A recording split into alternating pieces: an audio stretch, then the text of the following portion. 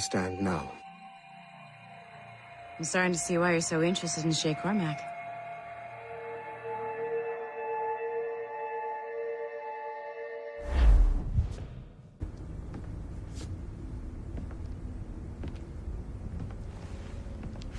Shay has seen the true face of the world, and he has chosen his path accordingly. A similar choice will soon present itself to you.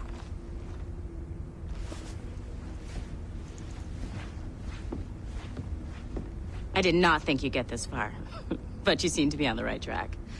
We still can't access the servers in the basement, but there's another one located at the top of the building near Melanie's office. That's your next stop.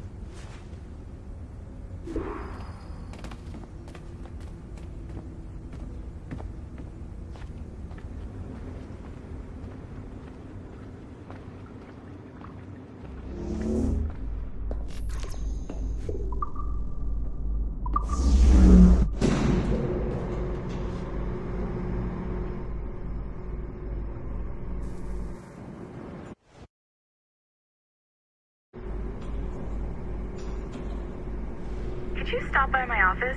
We need to have a talk.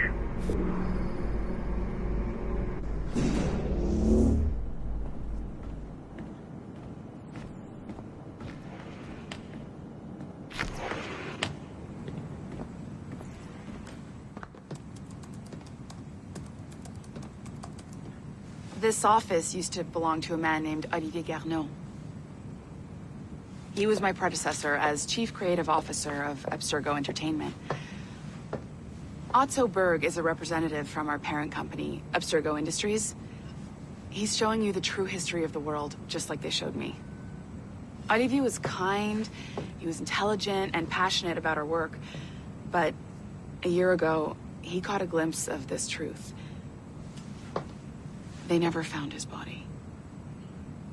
This is not the way we normally bring people up to speed on these matters, but you've worked hard and are proving yourself, so I'm granting you Level 2 security access.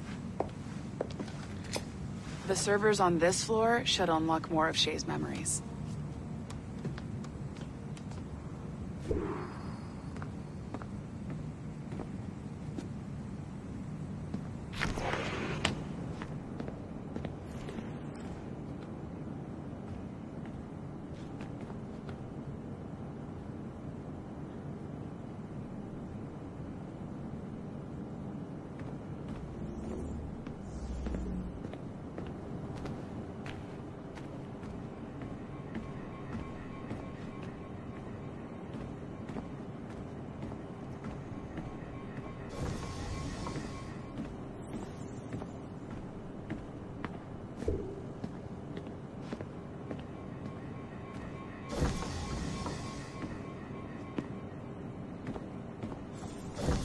Don't lose your momentum, numbskull. Get to the next server.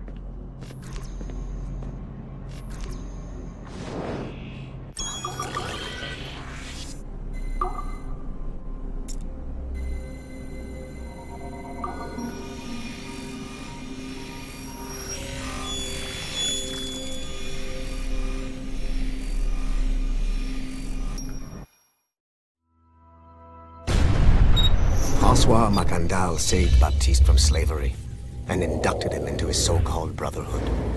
Macandal was a vicious mentor, and in his desperate attempt to liberate slaves, he broke his own creed by indiscriminately killing nobles.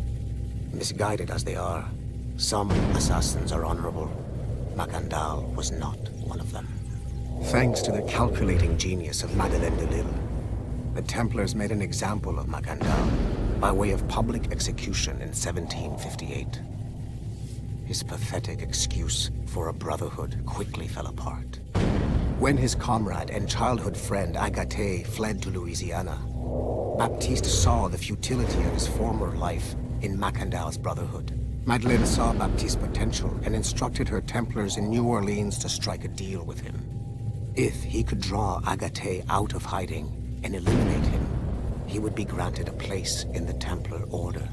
Although Baptiste was killed by the assassin Aveline de Grandpré, his path clearly demonstrates the inherent superiority of Templar ideals over assassin terrorism.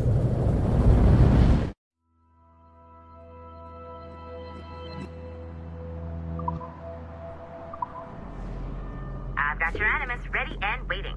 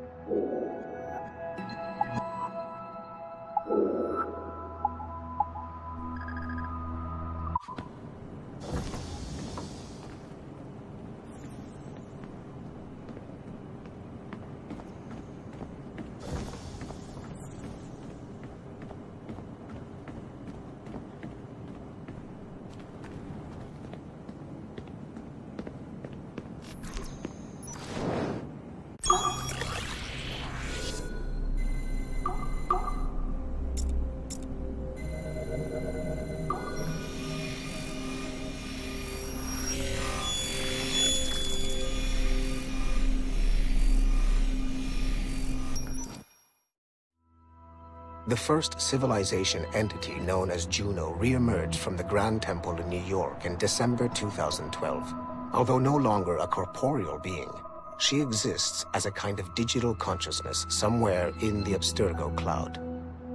To accomplish her goals in the real world, Juno uses two types of people. The first is another precursor consciousness that emerges in a human being at random.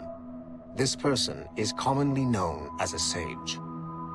Juno also holds sway over a group of disciples called the Instruments of the First Will, who believe it is humanity's natural role to serve the first civilization.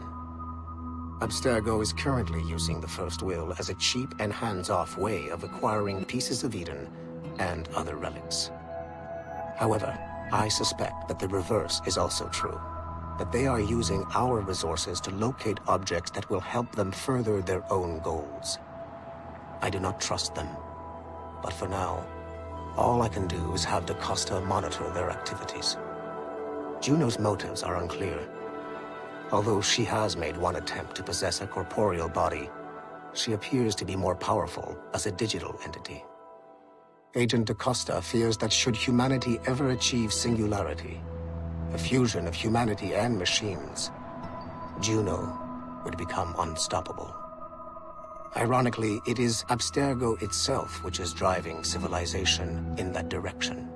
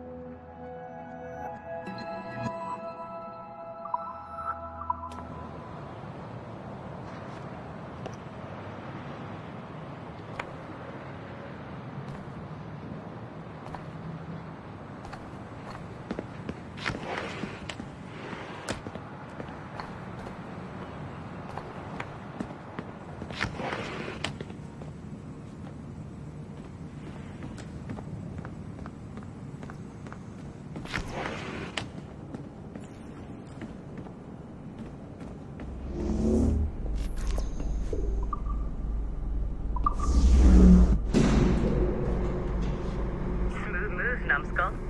I've got the next set of Shay's memories loaded up and ready to go. We are nearly there. Know that you are aiding a worthy cause, even if you do not yet know what it is.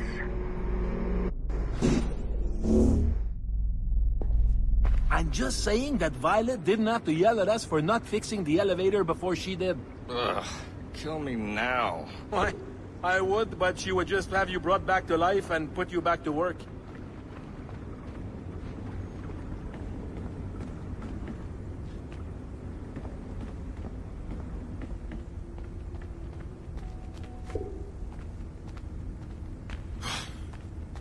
I'm bored out of my skull. But orders are orders, and my orders are to stand right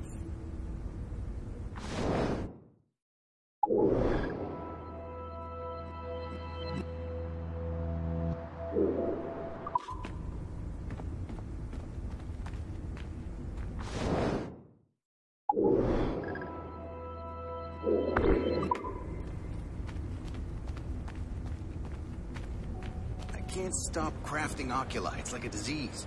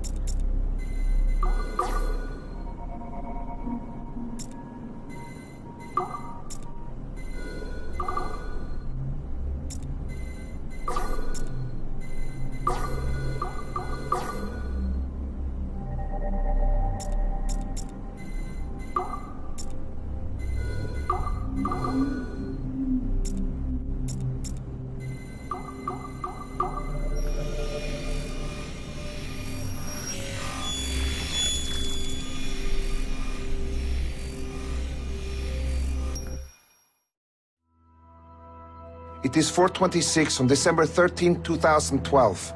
Debriefing of Sigma Team's Cairo operation. Debriefing conducted by Abstergo psychiatrist Tibor Hashek, Level 7, and Director of Operations Letitia England, Level 9. State your name and rank for the record. Juhani Otso Berg, service number OP-114-8506-B, Master Templar. How would you classify the result of your Cairo mission, Master Berg? I would call it a complete success. The new Sigma team performed admirably. That's going a bit far, don't you think? The target, William Miles, was apprehended and the first civilization artifact was retrieved.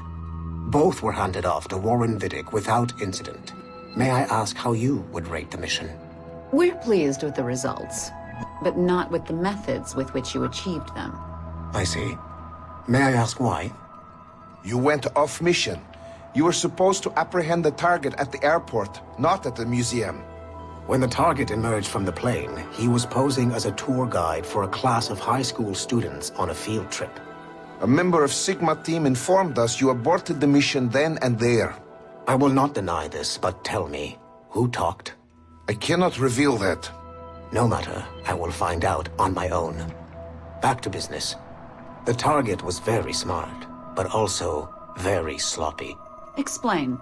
The target possessed advanced counter-surveillance techniques, but lacked the skill to implement them properly. The target was trained as an assassin since birth. I am aware. However, it has been many years since he was an active field agent.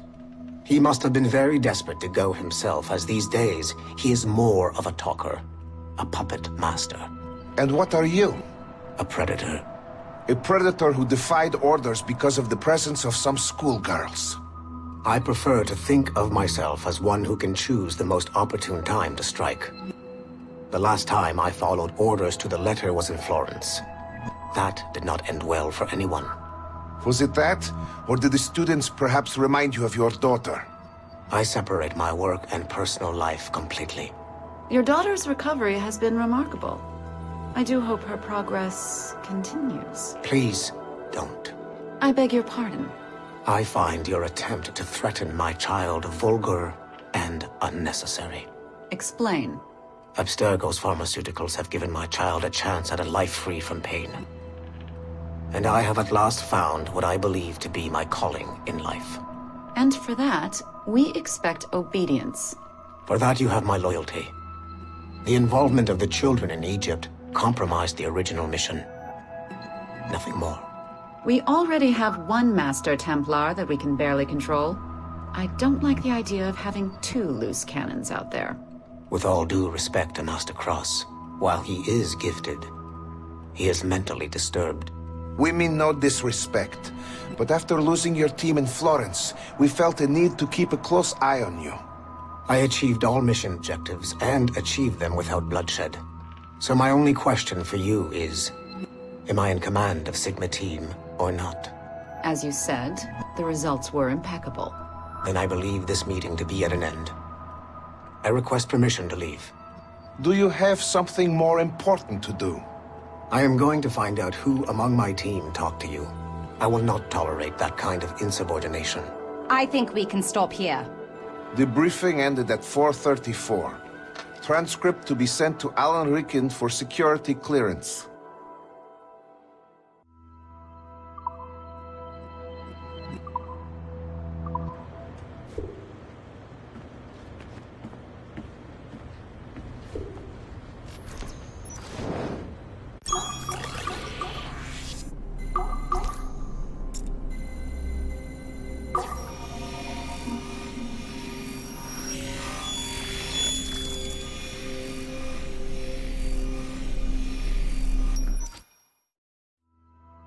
Given the nature of our current investigation, I have been looking at other assassins who, despite themselves, have helped the Templar cause. The first is Clay Kazmarek, who infiltrated Warren Vidic's Animus project in Rome. He became the project's Subject 16. Kazmarek's rich ancestry helped Vidic to identify the Renaissance assassin Ezio Auditore as a person of interest. Driven mad by overexposure to the Animus, he committed suicide. However, Kazmarek may have unexpectedly become useful again. While in the Animus, Subject 16 came into contact with the first civilization entity known as Juno. Perhaps studying his bizarre Animus experiences can help us find a way to deal with the looming threat Juno promises. With Subject 16 out of the picture, Vidic needed a replacement. Desmond Miles, a runaway assassin, was captured in September 2012 and was used as Animus Subject 17 to further the search for an Apple of Eden. He managed to escape and uncovered an imminent threat to the planet. a solar flare similar to the one that wiped out the precursor race over 75,000 years ago. Desmond Miles also reactivated a first civilization temple in New York and used it to save the world, but it cost him his life. Abstergo recovered his body. In death, Desmond Miles became Sample 17, and his valuable genetic data was uploaded to the cloud servers in order to benefit all branches of Abstergo. Whether they live or die, we must continue to find ways to make the assassins work for us.